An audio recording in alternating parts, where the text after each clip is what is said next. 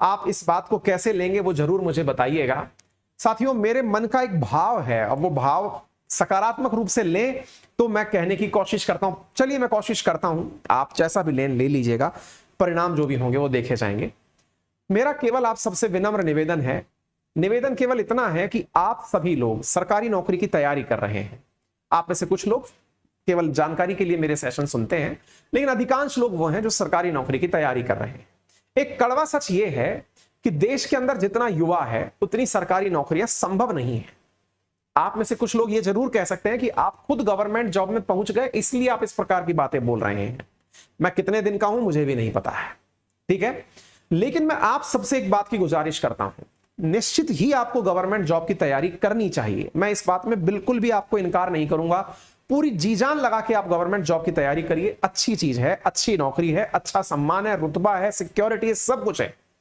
लेकिन साथियों, हमारे देश में यदि 10 लाख बच्चे 1000 सीट के लिए फॉर्म भरते हैं तो नौकरी भी 1000 को मिलती है, लेकिन 9,99,000 उस पूरी परीक्षा के अंदर बेरोजगार हो जाते हैं। और वो बेरोजगार ही नहीं, वो मोटिवेशन से भी लैस हो जाते हैं।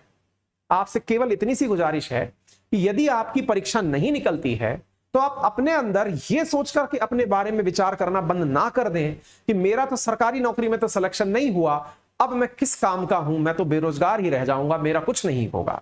मैं आपको दूसरी पंक्ति बोल रहा हूं जिस पर आप जरूर फोकस करें। कोई बात नहीं, सरकारी नौकरी आपका प्रथम प्रयास था, नहीं मिला, कोई बात नहीं। हमेशा एक कहावत बहुत सच है और वो ये है कि एक ट्रायंगल में एक ट्रायंगल ही सेट बैठता है। अमिताभ बच्चन और जो अब्दुल कलाम साहब हैं, इन दोनों के बारे में ऐसी बहुत सी बातें कही जाती हैं। कहते हैं कि ऑल इंडिया रेडियो पर अमिताभ बच्चन साहब जो हैं वो अपना इंटरव्यू देने गए थे।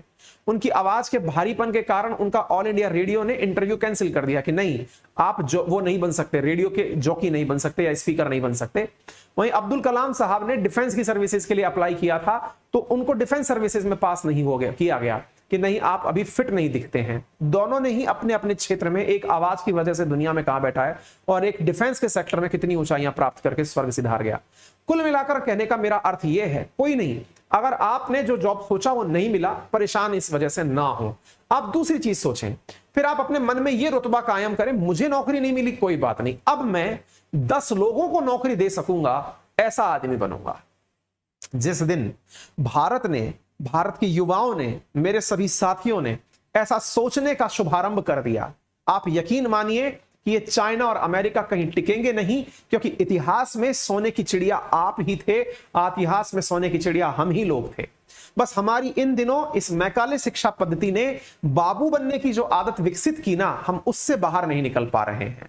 अंग्रेज जब हमारे देश में आए तो उन्होंने आकर के हमारे दिमाग में मैकाले शिक्षा पद्धति से अच्छे बाबू कैसे तैयार हो वैसा एजुकेशन सिस्टम डेवलप कर दिया और हमारी एंटरप्रेन्योरल स्किल्स जो पहले कभी हुआ करती थी सिल्क रूट के टाइम पर, वो हमसे कहीं छिन गई। लेकिन यदि आपने अपने मन में यह धारणा बना ली कि कोई बात नहीं, मैं बड़ा बाबू बनूंगा, मैं आईएएस बनूंगा, लेकिन बनने के बावजूद अगर नहीं बन पाया कोई बात नहीं, अब मैं इतना बड़ा आदमी बनूंगा कि मैं 10 लोगों को रोजगार दूंगा। मेरे प्यारे साथियों, आप यकीन मानिए कि पद 1000 ही थे, लेकिन 9,99,000 में से भी आपके कई भाई बहन हैं, आप भी हैं। आप अपने अंदर वो रुतबा लेकर काम करिए और फिर देखिए कि देश की तरक्की कितनी जबरदस्त होगी। राजनीति, ये सब चीजें पैरेलली बदलती रहेंगी, चलती रहेंगी, इनको अपना स्थान दीजिए। हो सकता है आप में से कुछ लोग इसको सकारात्मक लें, कुछ लोग नकारात्मक लें, क्योंकि ये ज्ञान आपके ऊपर है लेने का, लेकिन मैं अपने भाव कंट्रोल नहीं कर पाया और स्वतः स्फुरित बोल